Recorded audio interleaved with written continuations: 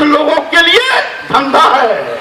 जब हम कहते हैं कि ये कुछ लोगों के लिए धंधा है, तब पूरे देश में भूचाल मच जाता है। हिंदू एक धोखा है।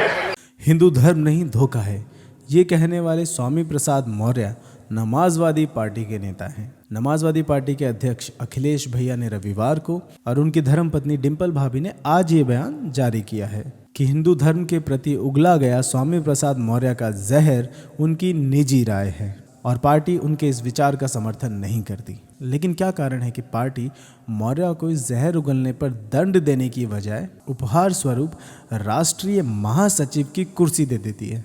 हिंदुओं का अपमान कौन सी रणनीति है? मन के हारे हार है, मन के जीते जीत, घंटी क्या तब बजाएगा जब उम्र जाएगी बीत। भाई राम राम सबको। नेताओं का बकवास करना कोई नई बात नहीं है। बेबुद्धि, कम बुद्धि, भ्रष्ट बुद्धि, कई प्रकार से ऐसे बयान दिए जाते हैं। कोई सत्ता के नशे में अपने मन की गंदगी बाहर निकाल बैठता है और कोई वाणी पर नियंत्रण ना होने के कारण फंस जाता है और 24 घंटे मोबाइल की कवरेज में रहने के कारण ये सब बातें रिकॉर्ड हो जाती हैं जो वो रिकॉर्ड नहीं करना चाहते। लेकिन ये समझना कि नेता कुछ भी अज्ञानता से कह देते हैं, ये सबसे बड़ी अज्ञानता होगी। आतंकवादियों के लिए इटली वाली माता के आंसू बहाना हो या दिग्विजय सिंह का ओसामा बिन लादेन को जी कहकर संबोधित करना हो, लालू से लेकर राज बब्बर सिंह तक का हेमा मालिनी के गालों पर टिप्पणी करना हो, या मोदी जी का 2014 के इंटरव्यू में ये बयान कि कुत्ते का पिल्ला भी मरता है तो तकलीफ तो होती ही है, ये सब अनजाने में निकली हुई बातें नहीं हैं। सब सोची समझी रणनीति के तहत की गई हैं। इनका असर कहाँ होगा, कितना होगा, सब सोच समझ के दांव खेला जाता है। ये बात और है कि कैलकुलेशन कई बार गलत हो जाती है और दूसरे के ऊपर फेंकी गई चप्पल अपने ही सर पर आकर लगती है। और ऐसा ही कुछ समाजवादी पार्टी के साथ होता हुआ दिख रहा है। कल समाचार आया था कि अखिलेश भैया महाब्राह्मण महापंचायत में गए थे। ये नाम सुनकर अगर आपको कुछ अजीब सा लगे तो ज़्यादा परेशान होने की कोई ज़रूरत नहीं है। कहना तो नहीं चाहिए, पर पूरे सम्मान के साथ ये कह रहा हूँ कि आजकल पार्टियों के अपने निजी शंकराचार्य भी देखे जाते हैं जो धर्म के नहीं पार्टी लाइन के आधार पर बात करते हैं। तो जी महापंचायत तो कोई भी नया संगठन बना के बसों में भीड़ बुला के आयोजित कर लेता है। तो ये महापंचायत नमाजवादी पार्टी टाइप की थी। लेकिन देखने को अच्छी बात यह लगी कि समाज के दबाव में ही सही अखिलेश भैया से पूछा गया कि मौर्य बार बार हिंदुओं और ब्राह्मण समाज पे अशोभित टिप्पणियां काहे करता है और तुम काहे कुछ नहीं कहते हो। इस पर भैया के पास कोई उत्तर नहीं था तो कह दिए कि ये उनकी निजी राय है। लेकिन इसी निजी राय से जब जनता की निजी राय बन जाती है तो बोल देते हैं ईवीएम खराब है। और कोई क्यों कहे, मौर्य खुद कह रहे हैं। मैं कहता हूं मोदी नहीं जीत रहे हैं, ये ईवीएम का तिकड़म जीत रहा है। आज डिंपल भाभी भी मीडिया में इसी प्रश्न के साथ फंस गई।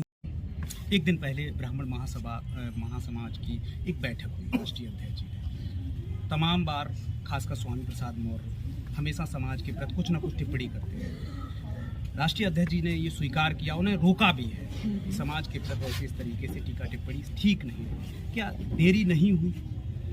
शुरू से ही राष्ट्रीय अध्यक्ष जी ने इस बात को कहा है कि ये उनके अपने खुद के विचार हैं, ये समाजवादी पार्टी के विचार नहीं हैं और समाजवादी पार्टी उनके विचारों का समर्थन किसी भी रूप में नहीं करती है। 142 सांसदों पर कार्रवाई। उत्तर तो उन्होंने भी डिट्टो वही दिया, लेकिन उनकी भाव भंगिमा हिंदी में बोले तो बॉडी लैंग्वेज बता रही थी कि ये कहाँ फंस गई। अभी जो बयान आपने मौर्य का सुना वो हाल ही में हुए एक बौद्ध सम्मेलन का है। उसके बैनर पर लिखा है राजेंद्र पाल गौतम, जो कि दिल्ली में आम आदमी पार्टी का मंत्री था और हिंदुओं के विरोध में बयान देने के कारण उसे पद से हटा दिया गया।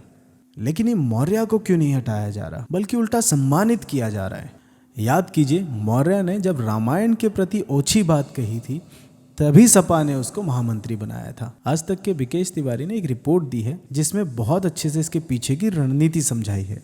देखिए, अखिलेश भैया को समझ आ गया है कि सामान्य हिंदू तो उनको वोट देगा नहीं। एक तो मोदी जी हैं, ऊपर से लखनऊ में बाबा भगवा पहने बुलडोजर पे बैठे हैं। अब भैया के पास दो ही विकल्प हैं, या तो हिमालय पे जाके संन्यास ले लें लेकिन वो तो हो नहीं सकता, क्योंकि जितने पाप इन्होंने और इनके पूज्य पिताजी ने हिंदुओं के प्रति किए हैं वो कभी धुल नहीं सकते। दूसरा विकल्प है विधर्मियों के वोट पकड़ लें। आज तक भी यही करते आए हैं MY फैक्टर को लेकर। शांति दूत तो 100% इन्हें वोट करेगा, लेकिन यादव भाई भी अब राम मंदिर बनता देख और मथुरा की आहट सुन विचलित तो हो रहे हैं। ब्राह्मणों को योगी विरुद्ध करने की कोशिश की, लेकिन ब्राह्मण आपसे तो ज्यादा ही समझदार हैं। उधर दलित ने बहन जी के साथ जीने मरने की कसम खाई थी, तो वो भी नहीं मिल सकता। बचता है नव बौद्ध समाज। 2011 की जनगणना में उत्तर प्रदेश के बौद्ध, या तो यूं कहें नव बौद्ध की जनसंख्या 2 लाख थी। एक अनुमान के अनुसार अब ये जनसंख्या 25 लाख पहुंच गई है। बस इसी का वोट पाने के लिए दाव खेला गया है। लेकिन भैया भूल रहे हैं कि 23 करोड़ की जनसंख्या वाले उत्तर प्रदेश में पूरे 25 लाख वोट भी मिल जाए तो अपनी नाक भी नहीं बचा सकते। और बाकी 23 करोड़ अगर आपके विरुद्ध एकजुट हो गए तो शून्य की खोज इतिहास में एक बार फिर से हो जाएगी। चित्रकूट में आज हम सुनेंगे अरण्य कांड, दोहा संख्या 31। श्री राम जटायु से जाते जाते कहते हैं, सीता हरण तात जनी कहहु पिता स न जाए, जो मैं राम तकुल सहित कहहि दसानन आए। हे तात, सीता हरण की बात आप बैकुंठ जाकर मेरे पिता से मत कहिएगा। यदि मैं राम हूँ तो दशानन स्वयं अपने कुटुंब सहित वहां आकर स्वयं ही उनसे कहेगा। आज की कूटनीति की बात है स्वामी प्रसाद मौर्य के नाम। देखो यार, तुम्हारा फॉर्मूला आउटडेटेड हो गया है। यूपी में जो लहर अयोध्या से उठ रही है वो कब किसकी धोती खोल कर ले जाए पता नहीं। ये तो यूपी है, अयोध्या का असर तो न्यूयॉर्क टाइम्स स्क्वायर तक हो गया है। नव बौद्ध तो क्या चीज है, यहाँ तो स्पाइडर मैन भी क्रिसमस नहीं मना रहा।